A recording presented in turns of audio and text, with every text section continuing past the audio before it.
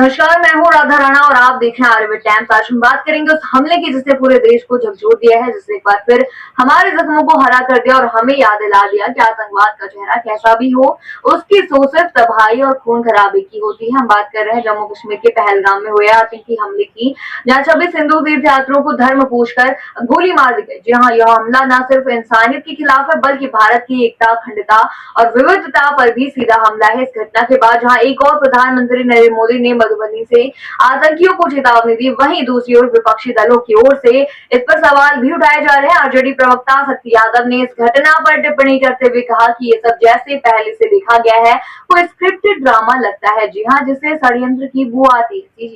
सोचिए, जब देश का प्रधानमंत्री शहीदों के लिए न्याय की बात कर रहा हो, तब राजनीतिक मंच से ऐसी टिप्पणी करना कितना संवेदनशील हो सकता है। शक्ति यादव का कहना है कि इस हमले के पीछे कहीं कोई गहरी साजिश है और सरकार इस साजिश का हिस्सा हो सकती है। सवाल ये उठता है कि क्या हर बार जब देश पर हमला होता है तो राजनीति का ठेका लेकर बयान देना जरूरी होता है? क्या आतंकवाद जैसे गंभीर मुद्दे को भी राजनीतिक चश्मे से देखना हमारी जिम्मेदारी बन गई है? प्रधानमंत्री नरेंद्र मोदी ने मधुबनी की धरती से दुनिया को अंग्रेजी में संदेश भी दिया है। जी हाँ, from the soil of Bihar, I am telling in the whole world that India will identify, punish every terrorist। यहाँ उन्होंने अंग्रेजी में ये सब कहा। उन्होंने ये भाषण सिर्फ देशवासियों के लिए नहीं बल्कि दुनिया के हर उस देश के लिए था जो आतंकवाद से पीड़ित है। उन्होंने साफ कहा कि आतंकवादियों को कल्पना से भी बड़ी सजा दी जाएगी। और आज जब देश एकजुटता के साथ इस हमले के खिलाफ खड़ा है, तब कुछ नेताओं के बयान देश को कमजोर करने का काम भी कर रहे हैं। ये वही वक्त है जब देश को एक सुर में आतंक के खिलाफ बोलना चाहिए। लेकिन अफसोस की बात है कि हमारे देश के राजनीति में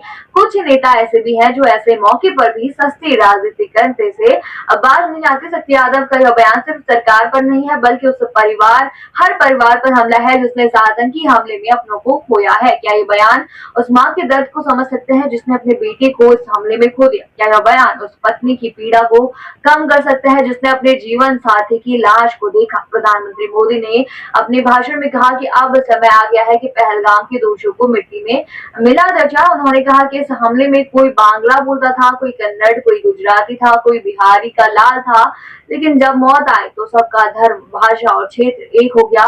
वो सब भारतीय थे और इसलिए पूरे देश का गुस्सा आज एक समान है।